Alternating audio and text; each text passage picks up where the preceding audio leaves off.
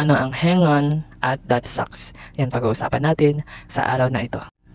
Aalamin natin kung ano ang kahulugan at kung paano gamitin ang mga expression na yan. So, yan ay usually na ginagamit talaga ng mga American, mga taga-UK, araw-araw sa kanilang daily expression, sa kanilang mga gala, mga hangout, mga banding. So, yan ang lagi nilang nasasabi. So, una, ano muna ang hang on? Ang hang on ay meaning, teka lang, saglit lang. So, halimbawa, hang on, I'll get my phone. Sandali lang, kukunin ko lang ang aking cellphone.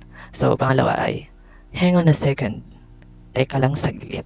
Lalo na kapag minamadali ka ng mga kaibigan mo or kasamahan mo na gawin to, na lalabas na, may pupuntahan. Sabi mo, teka lang, hang on there. Yung hang on naman ay alternative ways lang siya kung hindi laging wait a moment, wait a minute.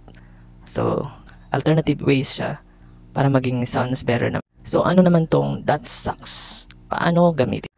So, ang expression na ito ay hindi literal na sucks na medyas o anumang sucks na yan. So, ginagamit ito kapag may isang bagay o pangyayari na nakakadismaya o hindi nagustuhan. For example, I lost my phone. Nawala ang aking cellphone. Maring isagot niya is, oh, that sucks. Ay, ang malas naman. Maring example din is, I bought bag yesterday.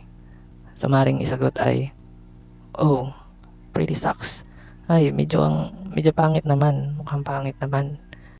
So, yan yung mga expression na laging ginagamit nila sa US at UK, English native countries. So, always remember, hang on is wait lang, sandali lang, teka lang.